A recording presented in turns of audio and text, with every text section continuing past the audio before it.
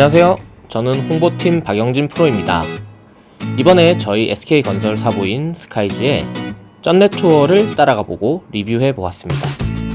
제가 따라가본 코너는 스카이즈 2019년 4월호의 쩐내 투어에서 황성재 프로님이 소개해주신 충남 단양으로 가봤습니다.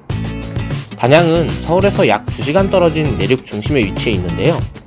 남한강과 소백산 국립공원을 끼고 있어서 정말 아름다운 풍경을 볼 수 있습니다. 제가 이번 여행에서 처음 가본 곳은 도담산봉입니다. 단양 8경 중 제1경으로 에메랄드빛으로 빛나는 남한강 중간에 위치해 있는 3개의 돌섬입니다. 돌섬 중간에는 정자도 위치해 있는 걸 볼 수도 있죠.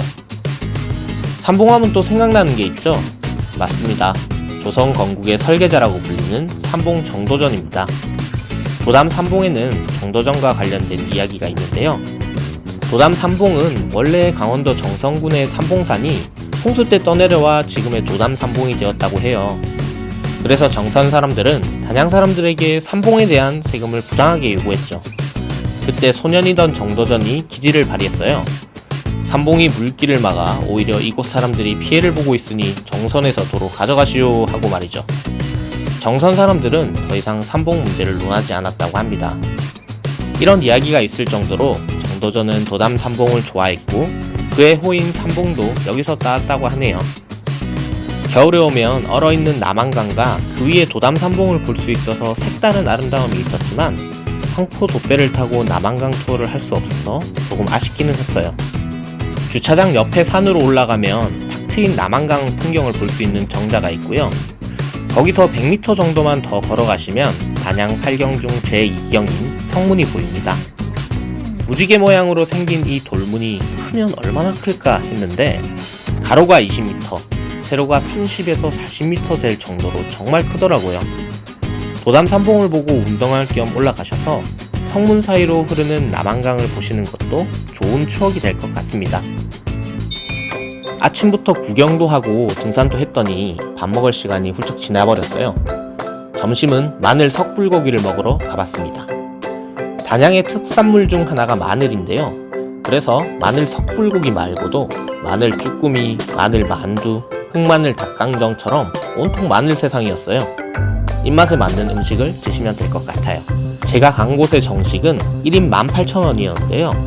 조금 비싸다고 생각하실 수 있지만 지글지글 끓어서 나오는 불고기와 한 상 가득 나오는 반찬을 맛있게 먹다 보니 충분히 만족하고 나왔습니다. 만약 3에서 4인 정도의 가족 단위로 가시면 2개는 마늘 석불고기를 먹고 나머지는 다른 메뉴를 시켜 드시면 더욱 가성비를 높이실 수 있을 것 같아요. 배를 채웠으니 이번에는 머리를 채우기 위해 이동했는데요. 이곳은 숲속에 위치한 클래식 레트로 분위기의 핫플레이스인 세안서점입니다. 처음에 이곳을 오시면 여기에 서점이 있다고 하면서 당황하실 수 있답니다. 주차장이 따로 없으니 들어오는 오솔길 앞 도로변에 주차를 하시면 돼요. 그렇게 내리막길을 따라서 오시다 보면 오두막처럼 지어진 건물들이 보이는데 이곳이 바로 세안서점입니다. 어디서 많이 본 것 같지 않으세요? 이곳은 영화 내부자들에서 조승우씨 아버지가 운영하는 시골 서점으로 나오기도 했는데요. 여기저기 뚫려있는 입구로 들어가시면 꽉꽉 들어찬 책들이 반겨줍니다. 흙바닥과 나무 책장, 그리고 빈틈없이 들어찬 헌책들. 조금은 어두운 듯한 조명과 어우러지면서 방문자들의 감성을 자극하는데요. 인생샷을 찍을 수 있는 모든 요소가 다 갖춰져 있죠. 하지만 이곳이 책방인 만큼 인생샷보다는 인생책을 건져갈 수 있는 여행 공간이었으면 좋겠습니다. 책장을 지나면 여러 아티스트들과 콜라보레이션한 특별한 굿즈들도 판매를 하고 있는데요. 전 책갈피와 원고지를 사봤습니다.